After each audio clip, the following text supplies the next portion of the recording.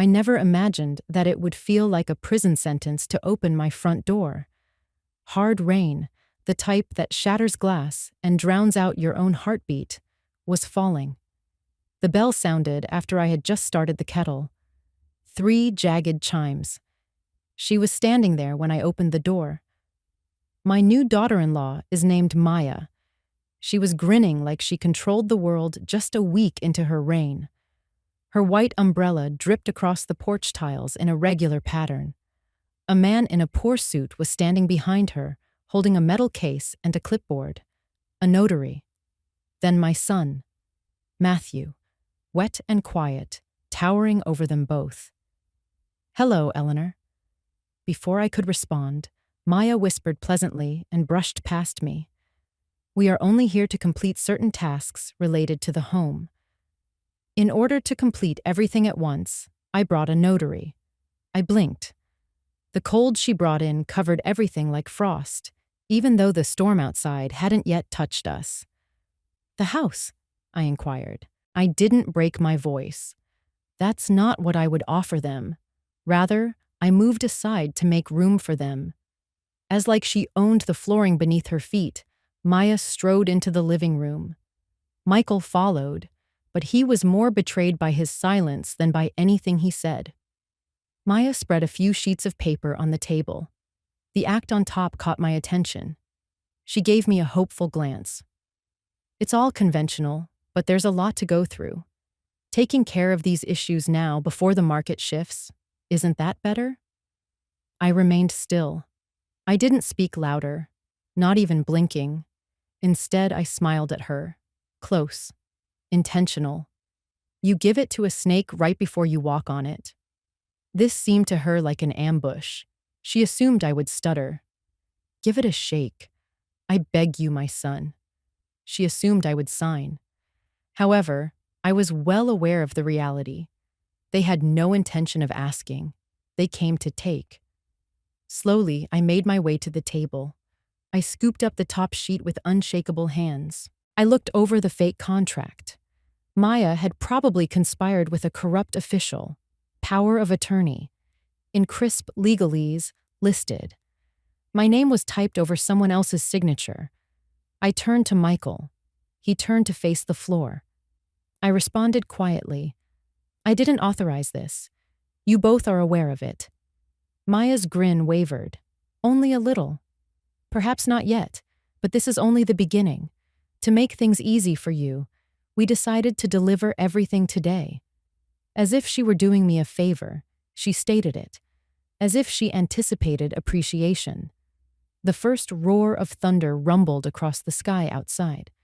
I pushed the papers back across the table after folding them neatly. "Did you marry him for this reason?" I looked at her and asked, "For this residence?" Then she lost her temper. Just for a moment. However, I did see it. The spark of annoyance, avarice, and miscalculated calculation. At last, Michael's voice was hardly audible above a whisper. "We just reasoned that perhaps it was time for you to downsize, Mom. You have a lot of room here. I completed it for him, and you want it." He did not refute it. Maya squinted her eyes. "You're making things more difficult than they need to be." "No," I answered calmly as I made my way to the kitchen. Simply said, "I'm making things difficult." I took my time making tea while they sat there, waiting for the disbelieving, sobbing, elderly woman they believed they could destroy. Allow them to sense the impending storm. For this was not the ambush they believed it to be. My fight began at this point.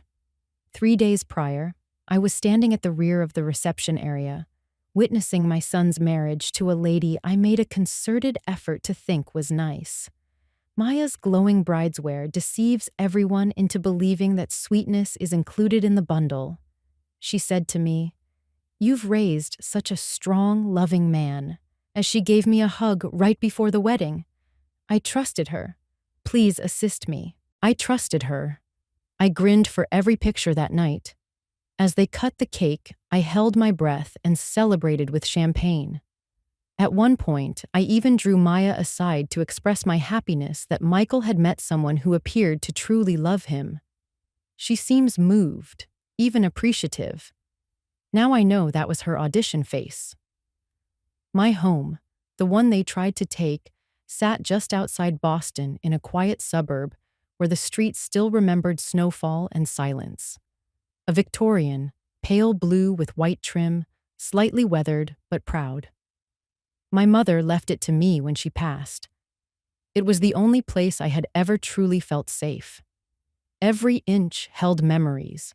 Michael's first fever, his first steps, the dent in the banister from when he rode a laundry basket down the stairs and crashed into the wall. When he was a boy, he once told me, "I want to live here forever." At the time, I believed it was love. But now I wonder, maybe even then, he knew what this house could be worth. After the wedding, the newlyweds didn't even wait a full week before pushing their real agenda. I should have seen it sooner. When they returned from their honeymoon, Maya insisted on bringing her parents over to see the house. I thought it was a sweet gesture. Instead, her mother spent the afternoon asking about square footage and school district rankings, while her father walked around taking photos with his phone. Still, I smiled. Still, I cooked. Still, I played the good host. Because what else do you do when your child invites wolves in and calls them family? It wasn't until the next morning, after they'd left, that I allowed myself to feel what had been gnawing at me all along. This wasn't about family. It was about acquisition. My home, the very roof that protected them, had become a prize. And yet, I stayed calm. Not because I wasn't angry, but because I already knew where this path was headed. They didn't understand who I was. They thought I was sentimental, that my silence meant agreement, that kindness made me weak. But this house doesn't belong to them. It never will. The morning after the wedding, I found myself in the hallway outside the guest room. Maya's voice floated through the half-closed door, like perfume laced with poison. "So, when do we unlock the house?" she whispered. There was a pause, a soft rustling. Maybe she thought I wasn't nearby. "It's just sitting there," she continued. "Do you know what a place like that would go for? We could invest, flip, even move into something more modern. I mean, how much longer is she going to need all that space anyway?" I couldn't hear Michael's reply. Maybe he didn't give one. Maybe that silence was his answer. I stood still for a long time after that, one hand resting against the hallway wall, the other clutching a folded dish towel I'd meant to bring to the laundry. That sentence, "unlock the house," kept echoing in my head, as if I were the final obstacle, as if my existence were nothing more than a hinge in the way. I wanted to believe she was just speaking carelessly, swept up in the excitement of new marriage, dreaming aloud. That's what I told myself all day. That's what I kept whispering, even as I made her coffee and complimented her nails. Still, the chill stayed. Later that afternoon, Michael and Maya came downstairs together. She was wrapped in his robe, smiling like a cat who knew the sun would always find her. They acted normal, even affectionate. Maya asked if we had any almond milk and if I could help her find her charger. She leaned into me, called me Mom, and I played along. Because I had already decided something quietly in my heart. I would not warn them. I would not confront them. I would not tip my hand. Instead, I would listen. I would remember. I would let them feel safe in their scheme. Just long enough. That night, I made my tea extra strong and sat by the window in the sitting room, staring out at the overgrown hydrangeas. My mother planted those before she passed. Every spring, they exploded into blues and purples, sometimes pinks if the soil shifted.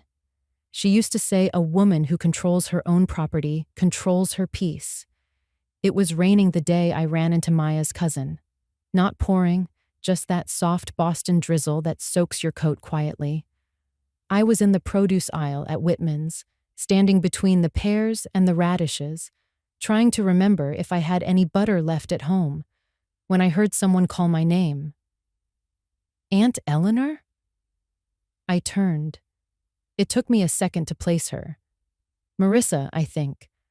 Maya's cousin on her father's side, the one with the marketing job and too much bronzer. She rushed over, her tote bag swinging on her arm. Hey. Oh my God, congratulations. I smiled politely. Thank you, dear. On what? She laughed. On selling the house, of course. My hand tightened around the shopping cart handle. Excuse me? She tilted her head, confused. Maya said you were downsizing. Something about a really great offer already on the table. Everyone's been talking about how fast it happened. I just stared. Marissa didn't seem to notice the silence, or maybe she mistook it for modesty. She patted my arm and said, Well, I hope you're getting a place with an elevator this time. These old Victorians are beautiful, but brutal on the knees, right? She winked, waved, and breezed off toward the deli counter, like she'd just complimented my hair. I left my cart right there in the aisle. My hands were shaking by the time I reached the car. Not from fear, not even from betrayal, from fury. Maya had already begun speaking as if my home were hers to sell, as if I had already agreed, as if the ink had dried and I'd simply forgotten to show up to my own transaction. I didn't drive home, not right away. I sat there in the parking lot, my fingers clenched around the steering wheel, staring at the fog on the windshield. And then I started making calls. I contacted an old friend from my bridge club whose son worked in local real estate, gave him Maya's name, and asked if she'd reached out. He called me back within the hour. Yes, he said. She told the office she had power of attorney for you. They started pulling comps and scheduled a walkthrough next week. My blood went cold. Power of attorney? She was forging papers. That night, I opened the old cedar chest in the guest room closet, the one that held my mother's jewelry box, the family Bible, and the worn manila folder with the original deed to the house. My name, Eleanor Hastings, was printed clearly at the top, sole owner. No cosigner, no liens, no authority granted to anyone else. I sat on the floor, with the folder in my lap, the thunder outside barely louder than my heartbeat. It was one thing to talk behind my back. It was another to walk into a real estate office pretending to be me. That was fraud, and I would not let it go. But still, I didn't call Maya. I didn't confront Michael. I didn't march over and demand answers. Not yet. Because now I had something far more powerful than confrontation. I had evidence, and I was going to let them walk right into their own trap. I didn't sleep that night. Not because I was afraid. I wasn't. But because I had never felt more awake. The next morning, I made an appointment with my attorney, Martha Kessler. We'd known each other for 20 years, ever since she helped settle my mother's estate. She's sharp, discreet, and doesn't blink twice at betrayal. By noon, we were sitting in her office, the storm from the night before still lingering in streaks across the sky. They're bluffing, she said, flipping through the deed and the living trust I'd brought.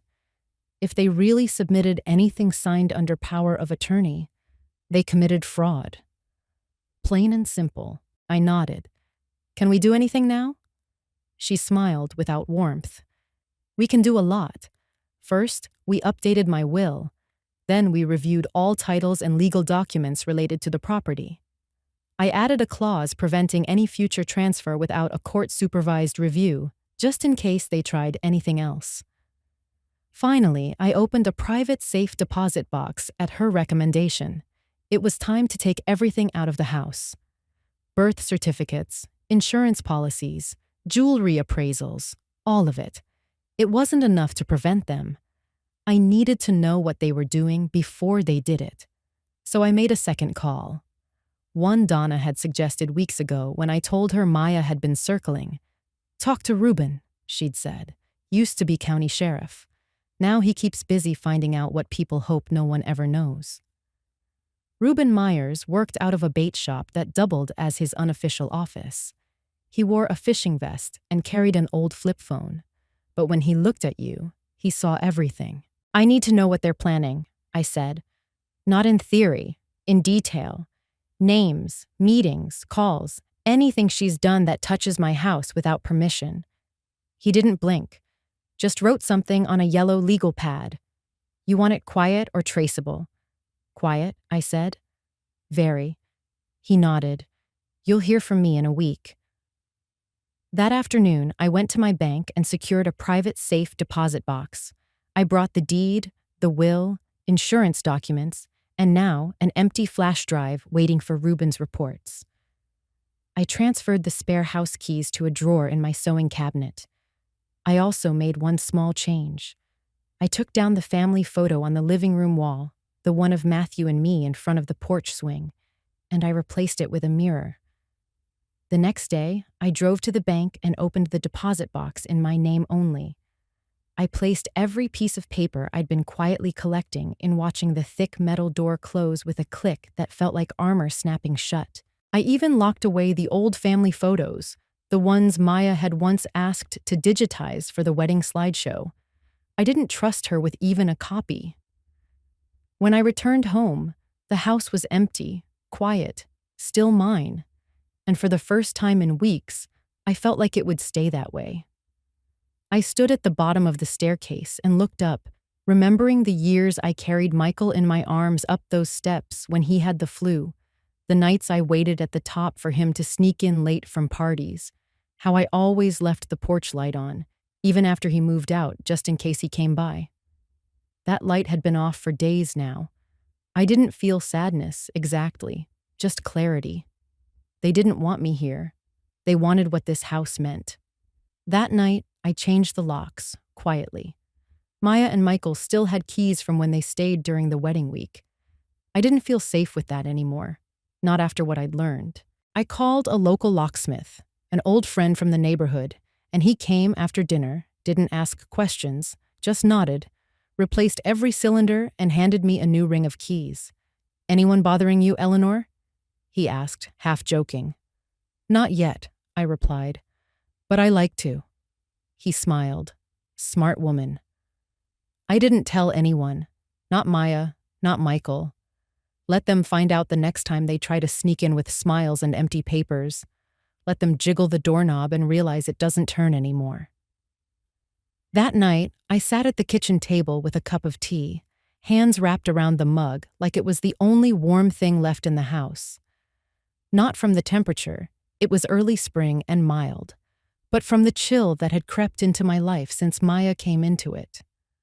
I stared out the window, past the hydrangeas and the cracked bird bath my mother once adored, and I thought about all the times I'd chosen silence over defense, all the times I'd made excuses for people who never deserved them. Michael was never a cruel child, just easily swayed. He followed charm like a compass, and Maya wore it like perfume. That soft, sweet tone, the careful compliments, the way she always offered to help with dinner, but never quite made it to the sink. The first time she visited, I remember her walking through the house, with her hand gliding along the banister, her eyes scanning the crown molding like an appraiser instead of a guest. I chalked it up to her being curious, maybe even impressed. But now I know better. She wasn't seeing my home, she was measuring her opportunity. What struck me most wasn't that Maya tried to take what wasn't hers. It was how easily Michael let her. It reminded me of someone else. Years ago, just after my husband died, my brother offered to help manage the family property. Said it would be easier with him listed on a few things. Just temporary, of course. Just until I got back on my feet. By the time I realized what he was doing, he'd taken half of what was left of our father's land and sold it out from under me. I never got it back, and I never forgave myself for not seeing it sooner. That betrayal had a shape, a voice. It echoed now in Maya's carefully chosen words and Michael's lowered eyes. I thought I had put that chapter behind me. But betrayal doesn't fade. It just changes names. This time, though, I wasn't naive. I wasn't young. And I wasn't going to stand in the ashes and apologize for being burned. I had spent the last 25 years raising Michael alone after the accident took his father. I gave up a lot. Not out of obligation, but love. True, stubborn love. The kind that believes things will get better if you just hold on long enough. But even love has limits.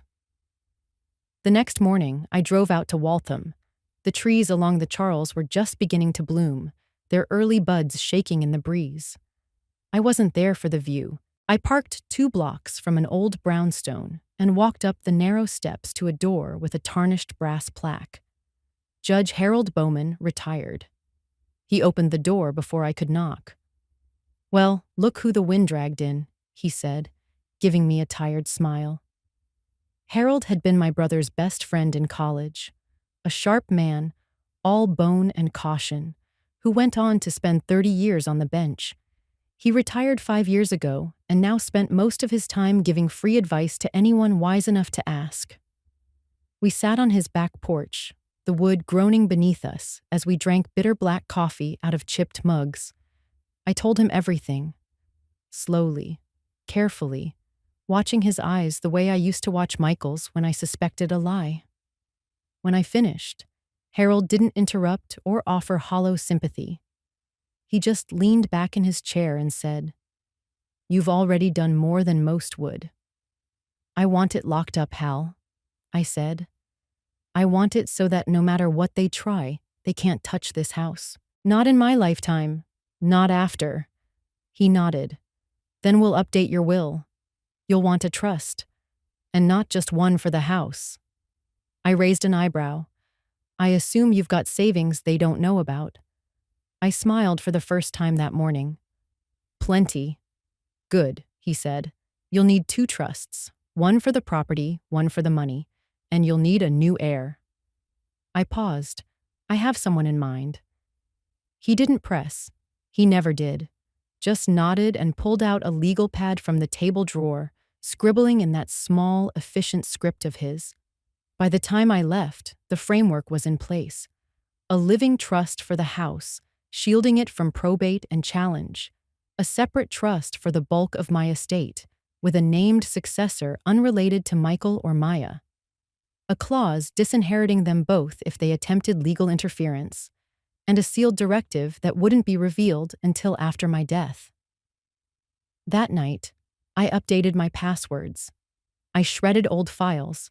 I burned a handful of letters, ones I'd kept out of guilt, not love. And then I took a thick manila envelope from the back of my closet and wrote a single name on it in black ink. Lena, my niece, my sister's daughter, raised across the country, now a public school teacher, and the only person who ever called just to ask how I was sleeping. She didn't know it yet, but she was about to inherit more than a house. She was gonna inherit peace, and in time, she would understand what that meant. It was late afternoon when Michael showed up alone. I saw him through the living room window before he even knocked. Standing on the porch, shifting his weight like a schoolboy about to confess to breaking something. I opened the door, but didn't invite him in. "Hey, Mom," he said softly. I stepped aside. He walked in like he didn't recognize the place anymore, like something had shifted. I watched him glance around the room. The same room he once filled with Lego pieces and spilled juice. Now he looked like a guest in a stranger's home. He didn't sit. "Maya thinks it's time," he began. "You've got this big house and it's too much for you to manage on your own." I said nothing. He cleared his throat. "We found a really nice retirement condo in Needham. It's got great amenities, full staff, medical access. It's actually really beautiful. We'd help with the move. Maya even said she'd come decorate your new place." I smiled at that. He took it as a sign of agreement. Then he said the part that changed everything. If you're not open to this, we might need to reevaluate things. It's hard for Maya to feel settled knowing this place is still in limbo. In limbo, I repeated. He hesitated. She just wants us to start building something together. You know, without having to work around this house. This dynamic. I looked him straight in the eye. So if I stay here, you'll cut me off. He looked away. It's not like that. Say it. He didn't. He didn't have to. I had never seen him look so unsure of himself, so rehearsed and hollow. His words weren't his. They were Maya's, fed to him line by line, maybe even written out on paper beforehand. She was always meticulous. I wanted to scream at him, to shake him, to ask him if he remembered who carried him through pneumonia, who worked double shifts after his father died just to pay the mortgage, who stitched his Halloween costumes by hand because he hated the store-bought ones. But I didn't. I stayed calm. Michael, I said quietly, I'm not moving. He sighed. Why not? What are you even holding on to? History. Mom, you can call it sentimental. I call it earned. He stared at me like I'd just spoken a foreign language. I'm not your burden, I said flatly. You don't get to decide when I disappear. He tried one more time. I just don't want us to lose touch. You already have. His mouth opened, then closed again. I could see the conflict behind his eyes. A flicker of guilt, a flash of the boy I once raised. But it passed. He didn't hug me goodbye. He didn't even thank me for the tea I didn't offer. He just left. And as I closed the door behind him, I slid the deadbolt into place. He wasn't my son anymore. He was Maya's partner in strategy. And the moment he tried to evict me from the home I built, he became my opponent. It started as tea. Every Thursday at 3 p.m., I'd meet a few other women from town, widows, retirees, 2 divorced professors who ran the library book sale. At first, we just drank tea, talked about aching joints and which store had the good strawberries that week. But word spreads quietly in towns like mine. By the second gathering, someone mentioned probate. Don't leave anything unfiled, one woman said, her voice low. Not even your piano. My sister's kids fought over her piano for 2 years. Another chimed in. Make sure you've got a clause against emotional manipulation. My niece tried to claim I was senile just so she could speed up the trust distribution. I didn't ask for details. I didn't have to. We were all survivors of some kind of inheritance ambush. They called it aging. I called it slow theft. So I started bringing a notepad. Asked careful questions. What language did you use in your trust about living heirs? How did you stop them from contesting competency? What lawyer didn't roll their eyes when you said you were cutting out your kids? And they answered. These women, with their cat pins and orthopedic shoes, became my quiet defense committee. We traded samples of affidavits, like cookie recipes. We talked about co-executors and irrevocable clauses and video recordings. They weren't just drinking tea. They were building legal arsenals out of lemon scones and bruised memories. One of them, Judith, handed me a manila envelope tied with red string. It's what I gave my attorney, she said. The clause about barring anyone who tries to re-enter the property after removal might help. Another, Shirley, suggested a financial stipulation. Anyone who attempts premature asset distribution loses access to everything. Even the life insurance, she said. Make it so cold they catch frostbite just thinking about trying. I liked Shirley. At home, I updated my files, labeled each new entry, began placing copies in 3 locations: safe deposit box, home safe, and 1 sealed envelope in Donna's freezer.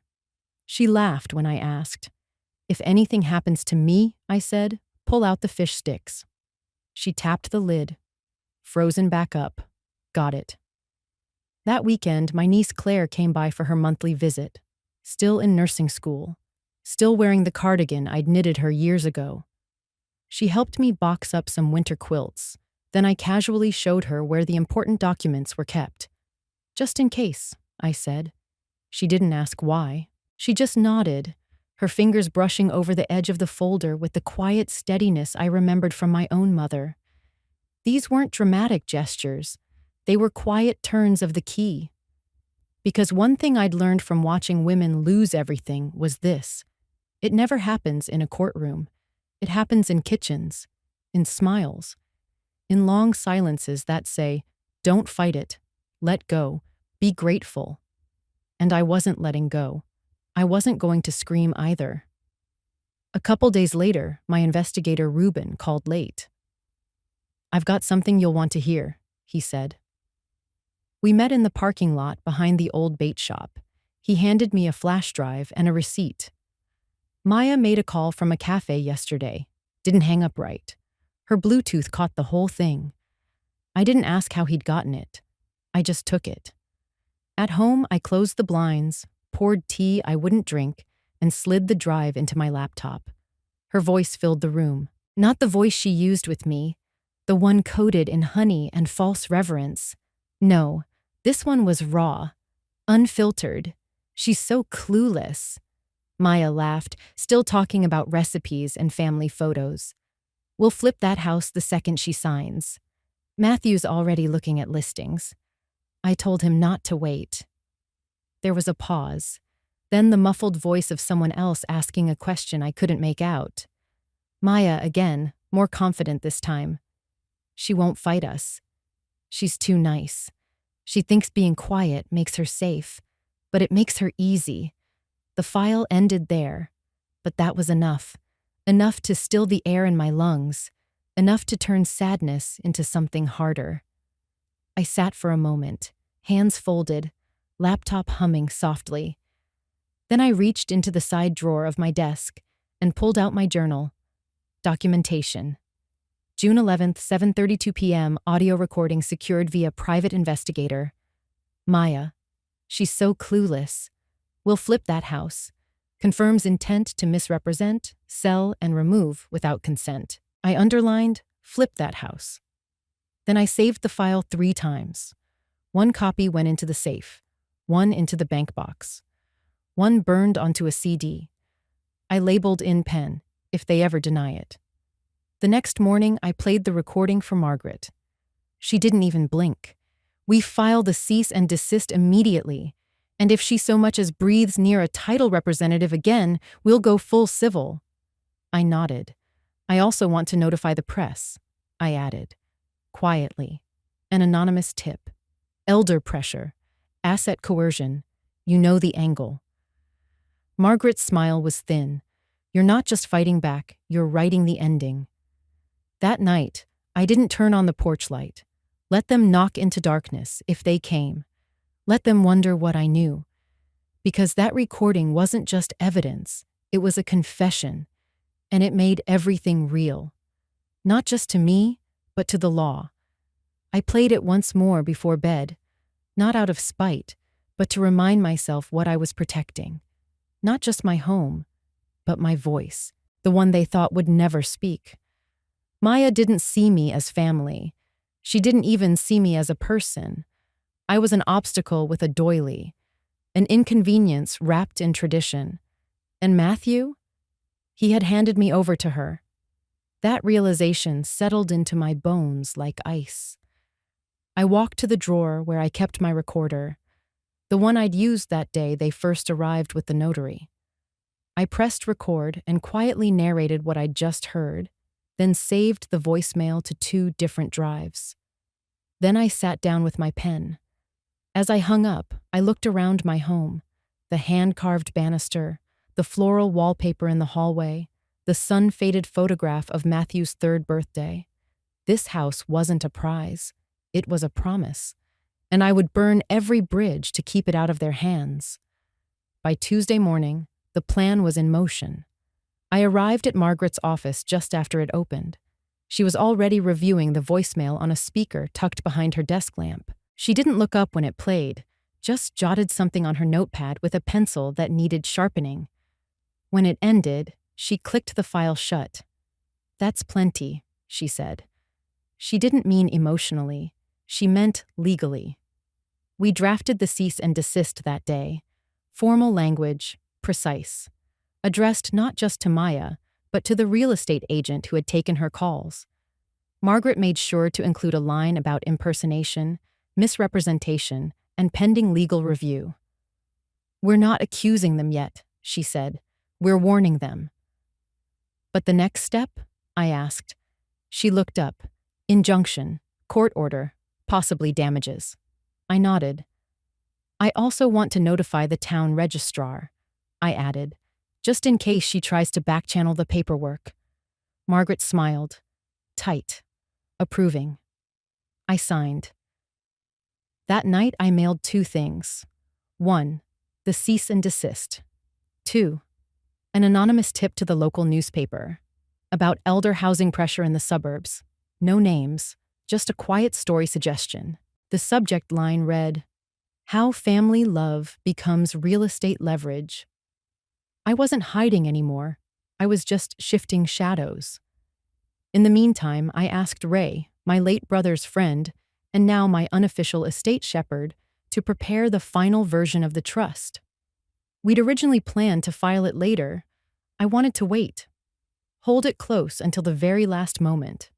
But now, I didn't need time. I needed finality. The next day, I called Claire, asked her to come by. She arrived with fresh bread and a nervous smile. I led her to the kitchen and handed her a sealed envelope. Her name printed neatly on the front. If anything ever happens, an accident, a hospital stay, a sudden trip, open this. She nodded, serious. I told her where the other copies were, where the safe deposit box key was hidden, where the code to the home safe lived, buried in an old cookbook between the pages for lemon bars. She didn't ask questions, just held the envelope against her chest and said, I've got you. I nodded. I know, because Maya had a mouth, but Claire had a memory. That evening, I returned home, poured a glass of wine, and opened my laptop. The cease and desist had already been signed for. The realtor had replied within the hour. Apologies for the confusion. We were under the impression the inquiry was legitimate. We've halted all action. Good. 1 down. The local paper hadn't responded. They might not. But that didn't matter. Because the next time Matthew and Maya knocked on my door, they wouldn't find a notary. They'd find a sheriff. And a court order. And the woman they thought would never fight back. I left the living room lights on that night, just in case they drove by. They came back on a Thursday. Same notary. Same smug smile on Maya's face. Same oversized manila envelope. But this time, there was someone else standing just behind me in the foyer. Deputy Hartman from the county sheriff's office. A tall, soft-spoken man with a badge I'd requested through the proper channels. I didn't open the screen door right away. I let Maya talk through it. We've got all the final documents ready, she chirped. Figured we'd do this smoothly, no surprises. We even brought a new pen. Matthew stood stiffly behind her, eyes fixed on his shoes. The notary unfolded the clipboard. That was my cue. I opened the door slowly, just enough to step outside. I didn't invite them in. I didn't even acknowledge the notary. I just handed Maya a thick envelope, official and heavy. This is for you, I said calmly. She took it, confused. What's this? That, I said, is a formal court order. Cease and desist. You are hereby banned from any legal or financial action regarding this property. Effective immediately. The notary froze. Maya blinked. I what? Deputy Hartman stepped forward, voice low but unmistakably firm. Ma'am, you've been served. Any further attempts to represent this property on behalf of Ms.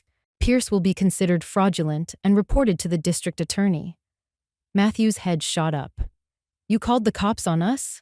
He snapped, his voice breaking that thin layer of shame. No, I said. I called the courts, and they answered. Maya's hands trembled slightly as she opened the envelope, flipping through pages she clearly didn't understand. This is a misunderstanding. We were trying to help. I don't need your help, I said, and I certainly don't need your notary. The notary quietly gathered his things and backed down the steps without a word. Matthew looked at me then, really looked, and for the first time I saw something I hadn't seen in years. Not anger, not embarrassment, fear. You don't mean this, he said. I meant every word. Maya's voice turned shrill. You're throwing us away? After all we've done for you? Deputy Hartman stepped forward again. I think that's enough.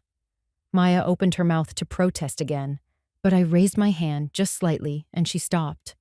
Go, I said, voice low, before this becomes something uglier than paperwork.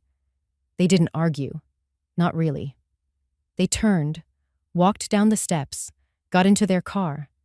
Maya slammed the door. Matthew looked back once, but I had already shut mine. I stood in the foyer for a long time, the court order still in my hand, now just a backup copy. The house was quiet. They didn't wait long. Not even 2 hours after the confrontation, my phone rang again. Blocked number. I didn't answer. Then came the banging on the door. Not knocking. Banging. I opened it, slowly this time, with the chain still latched. It was Matthew. Alone. His eyes were red. Not from crying. From panic. Mom, what is this? He asked, holding up the envelope as if it were written in fire. What is this supposed to prove? It proves, I said calmly, that I see you now. Clearly. He shoved the envelope back through the gap in the door. You're being manipulated. You're paranoid. Maya was trying to help. She impersonated me to a real estate agent. She didn't sign anything, but she tried. Silence. Then, softer. We thought you'd want to secure your future. I stepped back and unlatched the chain, opened the door fully, and in my hand I held another envelope. This one, cream-colored, embossed, heavy. I opened it slowly and removed the first page of my revised will. The notarized copy, my name at the top, Matthew's name now nowhere. You're no longer a beneficiary, I said. His breath caught.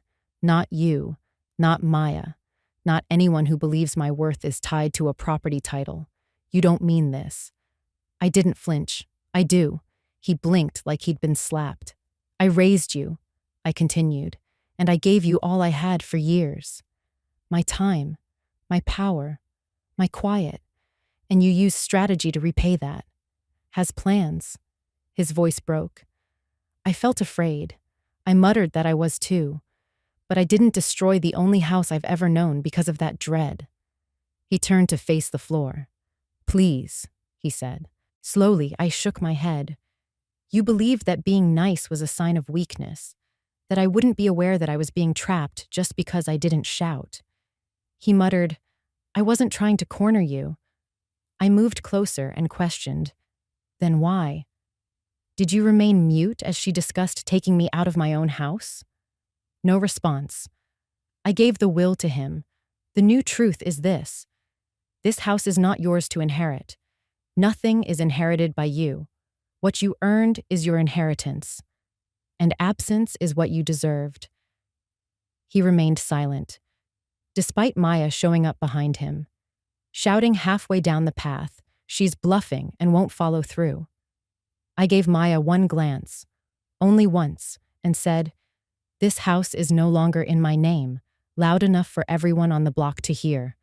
She stopped. Matthew whirled around. What? I gave a little smile. It is currently owned by a historical preservation trust. Permanent, filed and protected. No sales, no inheritance, no entry, never. Maya's expression contorted. Stunned, Matthew turned back to me. Did you give it away? No, I answered quietly. I kept it. I shut the door after that. I locked it. Allow them to yell at Matthew returned the following morning. Once more, alone. This time, don't yell. No arrogant grins. Not a notary. just a man who didn't appear to have slept. He was standing on the porch with his shoulders sunk as if they had been bearing a lie for too long when I caught a glimpse of him through the glass. He rapped once, gently. A boy who used to think I would always respond knocked. I pulled the door open. He made no attempt to enter. He simply gazed at me, his eyes ringed with a crimson that isn't caused by allergies. His voice was scratchy as he replied, "I didn't know she was going that far." I remained silent. I had assumed it would be easier, cleaner. We would persuade you to do it, assist you in downsizing, make it profitable for us. I arched an eyebrow. Us? He turned his head away. I was afraid, he repeated, fearful of debt, of accountability, of being trapped in an unplanned life. And you assumed I would simply give mine to you? I inquired. Slowly, he shook his head. No, you wouldn't fight, I assumed. I paused at it. Therefore, he was correct. I wouldn't fight, he thought, and I hadn't for a while. Not with obligations in my name from his father. Not while Matthew was safely sleeping upstairs and I was working additional shifts due to mounting finances. Not even when Maya first started asking too many questions about square footage and smiling too broadly. I hadn't said anything, until I wasn't. He used the back of his hand to wipe his face. He said, "She's gone." Packed and traveled to her sister's house. Said that I blew it. That the easy part was meant to be you. I gazed at him. I told her bluntly that she liked my money more than I did. He winced. I am aware. You also allowed her. At last he raised his head to stare into my eyes. Yes, I did. I waited. I apologize. He muttered.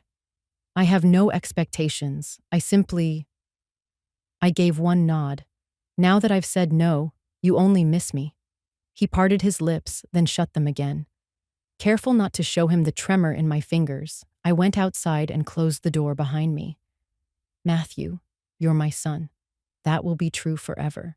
However, I brought you up to be superior than this. And don't wait for a reward if you decide to become that man once more. He gave a nod. I said, I'm not furious. I am at liberty. He made no request to enter. He made no request for the residence. His shoulders a bit lower than when he'd arrived, he just stepped off the porch and made his way to his car. I kept an eye on it till the automobile drove off. I turned after that, entered, locked the door with a calm that came from letting the fantasy die rather than from winning. Because love isn't love if it doesn't include respect. The transaction is about to expire, and mine did at last.